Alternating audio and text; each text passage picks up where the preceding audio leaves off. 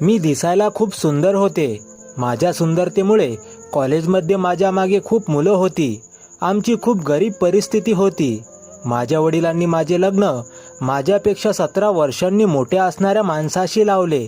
पण लग्नानंतर माझ्या नवऱ्याने बायको होण्याचा हक्क मला दिला नव्हता। माझा लहान दीर दिसायला खूप हँडसम होता। तो पूर्ण दिवस देवापुढे हात जोडून उभा राहायचा आणि रडून रडून काहीतरी देवापुढे बोलत असायचा। एक दिवस मी त्याचे लपून बोलणे ऐकले तर मला धक्काच बसला, कारण तो देवाला। मी एका खूप गरीब घरातील मुलगी होते। आम्ही 3 बहिणी होतो। आम्हाला भाऊ नव्हता। वडील एका छोट्या कंपनीत कामाला होते, त्यामुळे आमच्या घरचा खर्च चालत होता। माझ्या मोठ्या बहिणीचे लग्न झाले होते। आता वडील माझे लग्न करणार होते, कारण मी 2 नंबरची होते। मी 12वी पर्यंत शिक्षण पूर्ण केले, कारण पुढे शिकण्याची आमची परिस्थिती नव्हती। मी खूप सुंदर असल्यामुळे कॉलेजमध्ये माझ्या मागे मुलं होती, पण मी त्यांच्याकडे पाहतसुद्धा नव्हते।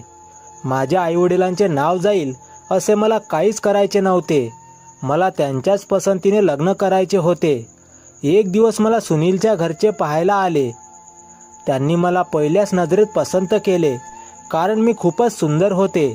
मला तर माझ्या नशिबावर विश्वास बसत नव्हता, कारण सुनील खूप शिकलेले आणि खूप श्रीमंत घरातले होते। पण मी सुनीलला पाहिले नव्हते, कारण आमच्या घरची परंपरा किंवा पहिल्यापासून चालीरीती चालत आल्या होत्या की लग्न झाल्याशिवाय मुलीने मुलाचा चेहरा पाहायचा नाही। माझ्या घरच्यांचे म्हणणे होते की लग्न अगोदर मुलीने मुलाचा चेहरा पाहिला की अशुभ होते, त्यामुळे मी सुनीलला पाहिलेच नव्हते। पण मी माझ्या मोठ्या बहिणीला विचारले होते की दीदी सांग ना, सुनील कसे दिसतात? पण दीदी म्हणाली, तुझे आता लवकरच लग्न होणार आहे, तर तूच तुझ्या डोळ्यांनी पहा। दीदीच्या बोलण्यावरून वाटत होते की सुनीलसुद्धा माझ्यासारखे दिसायला सुंदर असतील। पण लग्नानंतर माझ्या सगळ्या स्वप्नांवर पाणी पडले। मी लग्नाच्या दुसऱ्या दिवशी त्यांच्यासोबत पूजेला बसले होते, तेव्हा मी त्यांना पहिल्यांदा पाहिले। ते दिसायला सावळे, थोडा टक्कल पडलेला, थोडेसे जाड पाहून मला खूप वाईट वाटले। ते माझ्यापेक्षा जवळजवळ 16-17 वर्षांनी मोठे होते। माझ्या बाबांनी काय म्हणून याच्याबरोबर माझे लग्न लावून दिले काय माहीत। गरिबीला कंटाळून हुंडा द्यायला नको म्हणून माझ्या बाबांनी माझे लग्न सुनील बरोबर लावून दिले होते। सुनीलच्या चेहऱ्यावर लग्नाचा कोणताच आनंद दिसत नव्हता। मी रात्री नवरीप्रमाणे नटून ठटून चेहऱ्यावर पदर घेऊन सुनीलची वाट पाहत होते। त्यावेळी मला वाटत होते की सुनील प्रेमाने माझ्याजवळ येईल, माझ्याबरोबर प्रेमाच्या गोष्टी करतील, माझ्या चेहऱ्यावरील पदर बाजूला करून मला काहीतरी भेटवस्तू देतील। परंतु यापैकी काहीही झाले नाही। सुनील बेडरूममध्ये तर आले आणि आल्या मला ओरडू लागले की पहिले तू बेडवरून खाली उतर आणि ती कपडे चेंज कर। त्यांचे हे असे बोलणे ऐकून मला धक्काच बसला। नवीन नवरीबरोबर बोलण्याचा हा त्याचा कोणता प्रकार होता?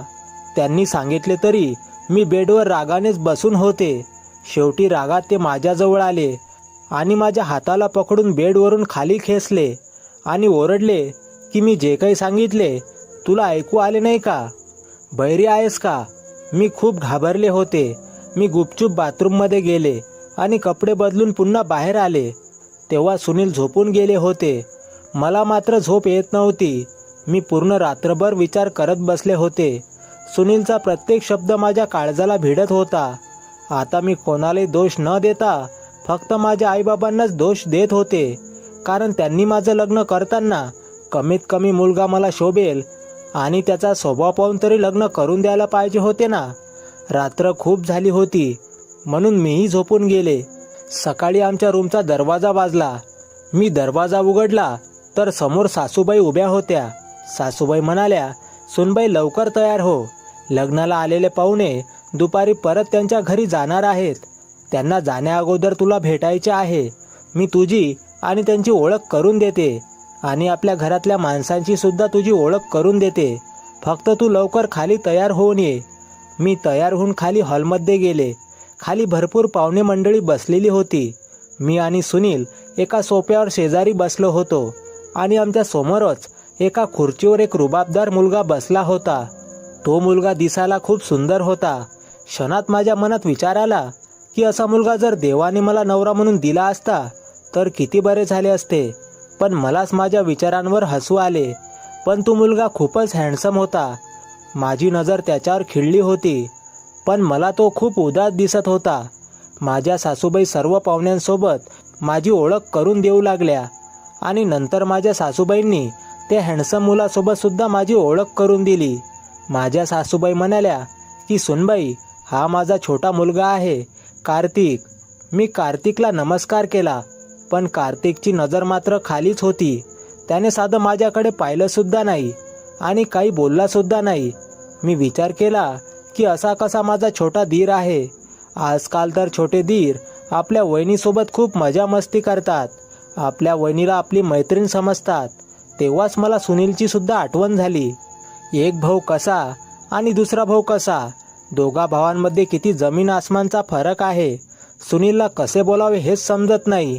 आणि कार्तिक म्हणजे शांत, कोणाकडेही नजर पण वर करून पाहणार नाही. जर माझ्या नवऱ्याचा स्वभाव चांगला असता तर मी त्याच्या वयाचा देखील विचार केला नसता. त्याला मनापासून आपले मानले असते.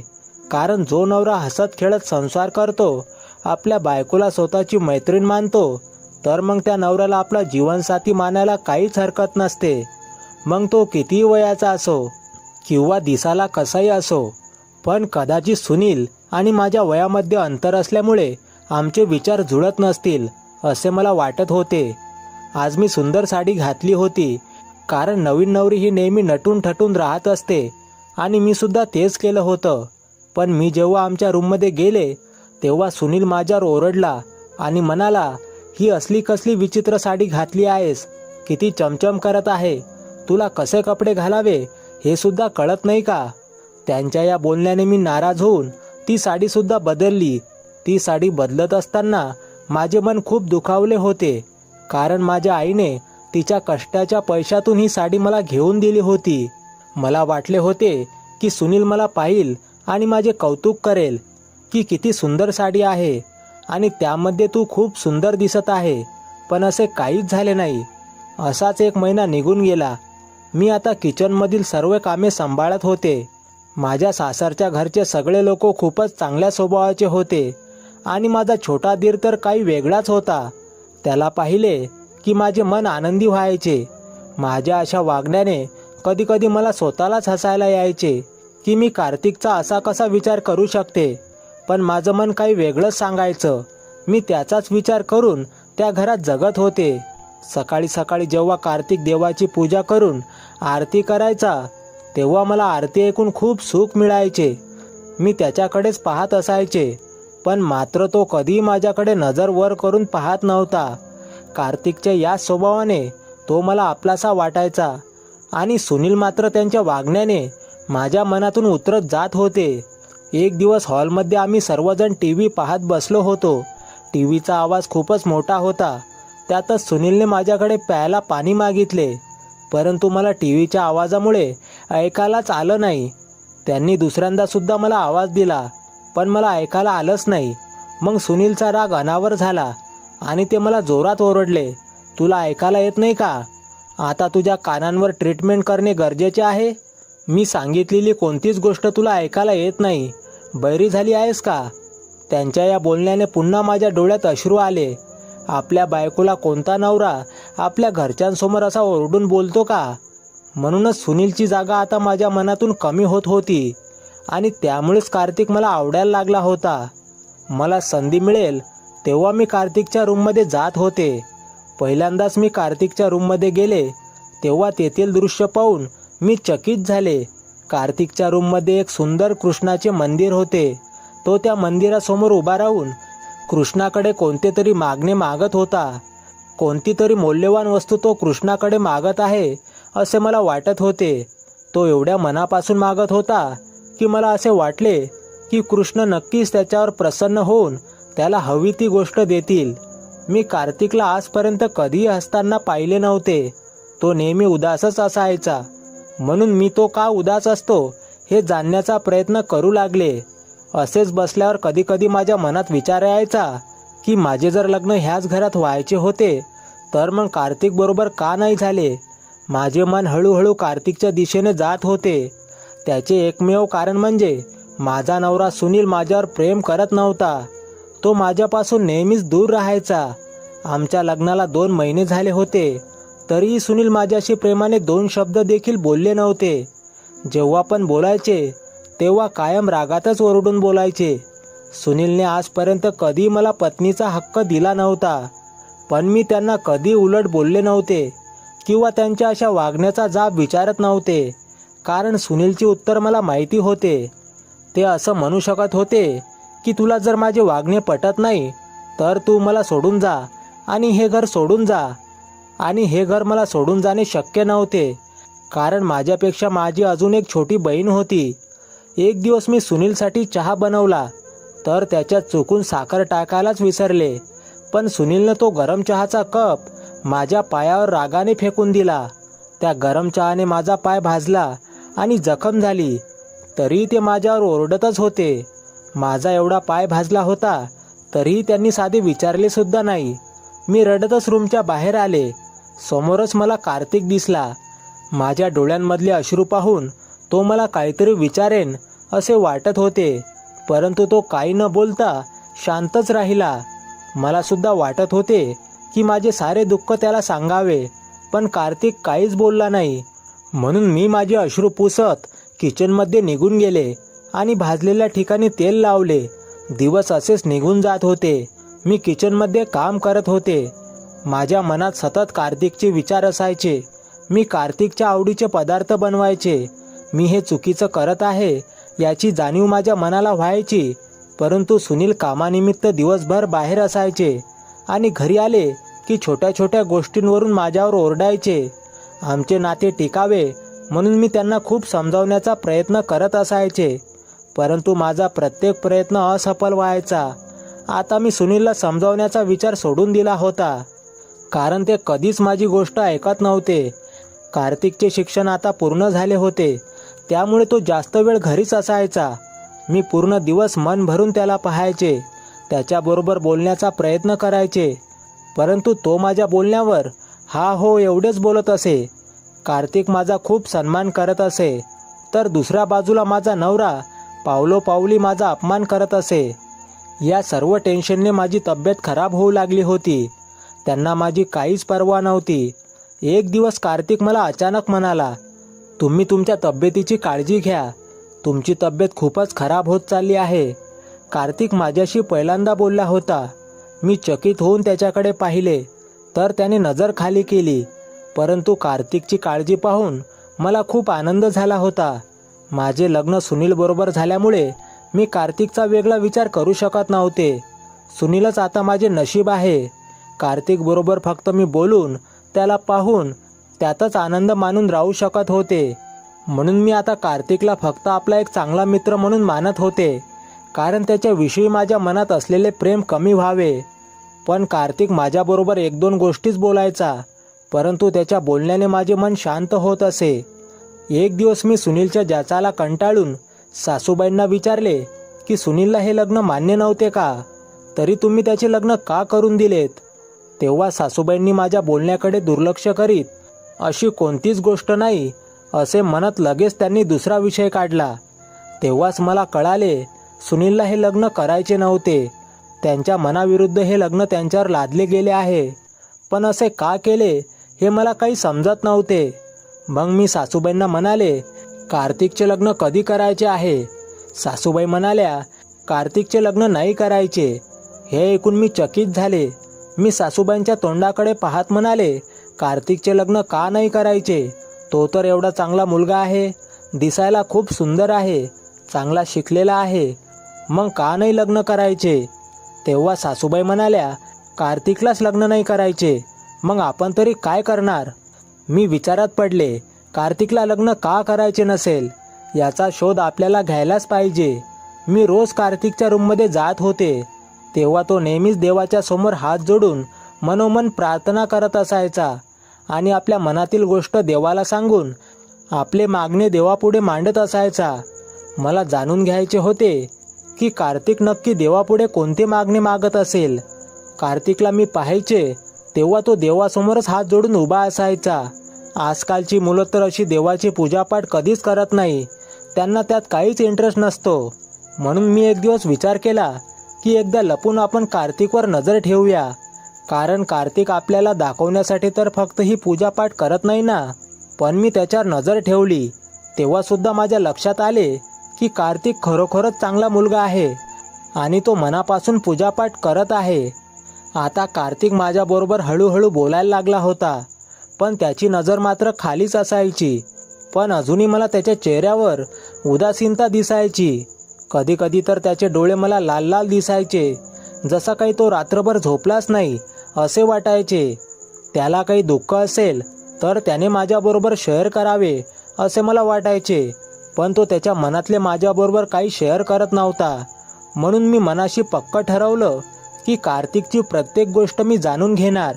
तो लग्नाला का नकार देतो, तो देवाजवळ सारखं सारखं काय मागत असतो, तो का सारखा उदास असतो, त्याच्या या गोष्टी जाणून घेण्यासाठी मी एक प्लॅन बनवला. सुनील 7-8 दिवसांसाठी कामानिमित्त बाहेरगावी गेले होते, म्हणून मी माझ्या सासूबाईंना म्हटले की मला 2-4 दिवस राहायला माहेरी जायचे आहे. मला माझ्या आईवडिलांची खूप आठवण येते. मी माहेरी 2 दिवस राहिले आणि सासूबाईंना सांगितले की मी अजून 4 दिवसांनी येणार आहे. पण मी त्याच दिवशी माझ्या सासरी निघाले. माझ्या सासरी आले तेव्हा घराचा मुख्य गेट उघडाच होता. मी चोर पावलांनी आत आले आणि सरळ कार्तिकच्या रूममध्ये गेले. कार्तिक रूममध्ये नव्हता. जर मला कोणी पाहिले असते तर मी सांगणार होते की मला माहेरी करमले नाही, म्हणून मी 2च दिवसात परत आले. कार्तिकच्या रूममध्ये कोणच नव्हते, म्हणून मी त्याचाच फायदा घेऊन त्याच्या रूममध्ये गुपचूप गेले.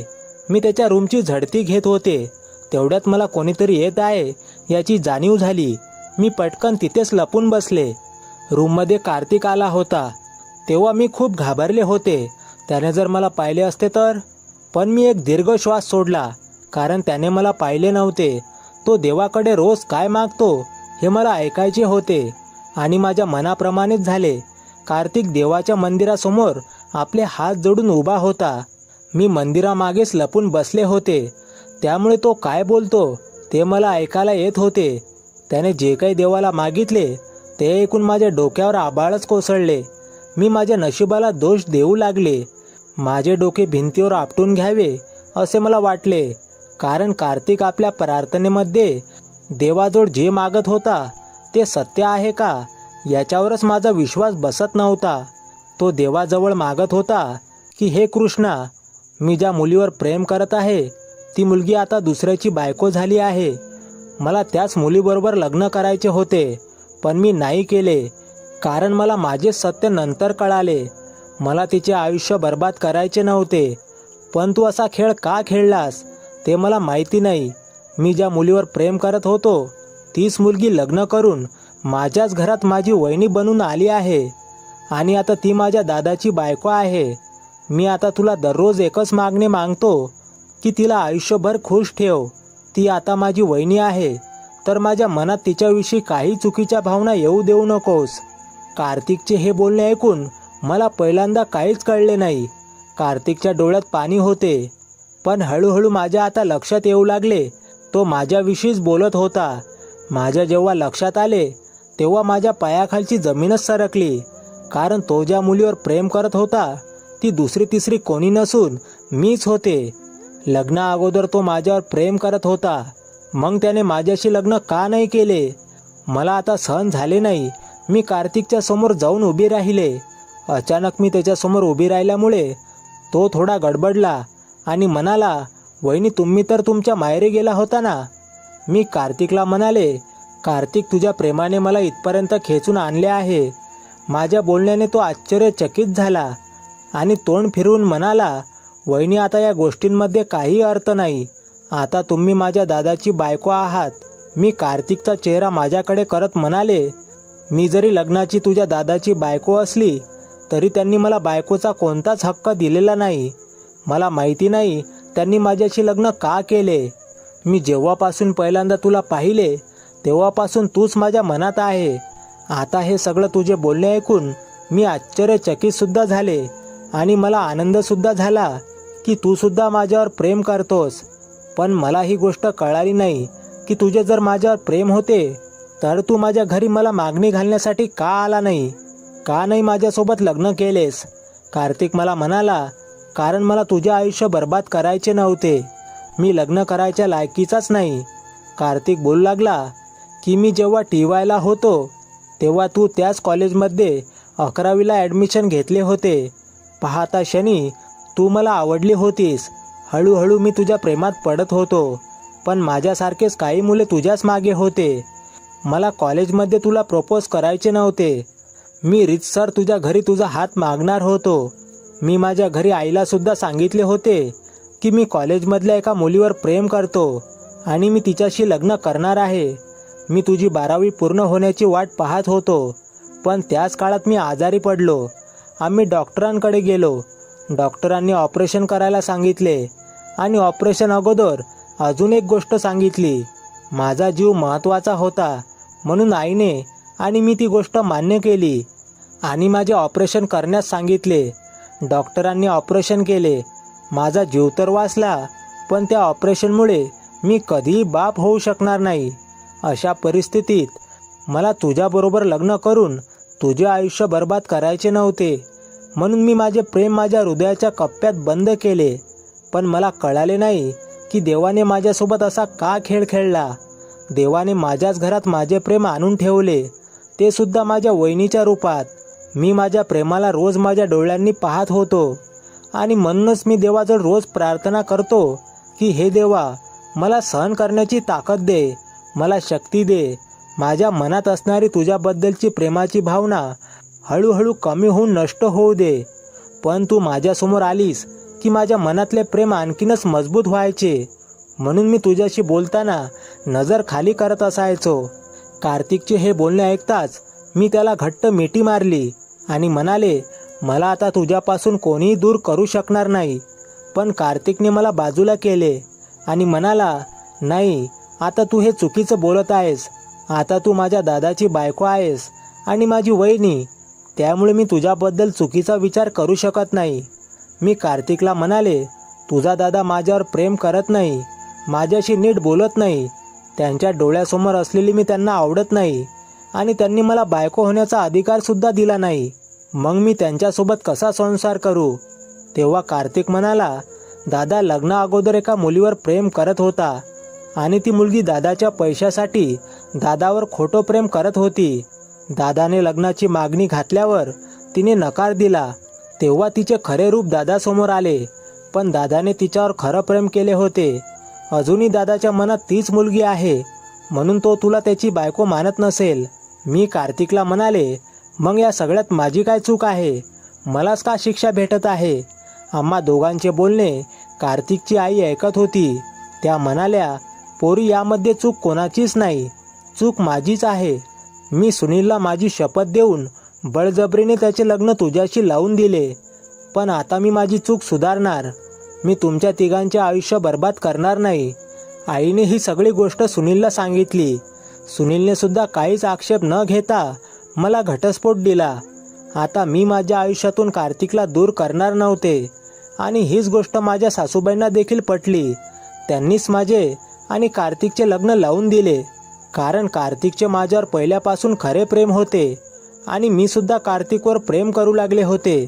मला माहिती होते की कार्तिक कधीच बाप होऊ शकणार नाही. पण मनापासून खरं प्रेम करणारा जीवनसाथी मिळत असेल तर त्याचा कमीपणा स्वीकारून त्याला साथ देणे यात वावगे असे काय आहे? आज आम्ही एक सुंदर गोंडस 1 वर्षाची मुलगी दत्तक घेतली आहे. आता आमचे आयुष्य, आमचा संसार आता आम्ही सुखाने करत आहोत. तर मग मित्रांनो, तुम्हाला ही कथा कशी वाटली कमेंट करून नक्की सांगा. आणि कथा आवडली असेल तर व्हिडिओला लाईक करा. आणि आपल्या चॅनलवर नवीन असाल आणि कथा शेवटपर्यंत बघितलीच आहे तर प्लीज चॅनलला सबस्क्राईब करून जावा. शेवटपर्यंत कथा बघितल्याबद्दल तुमचे मनापासून खूप खूप आभार. पुन्हा भेटू नवीन कथेसह. धन्यवाद.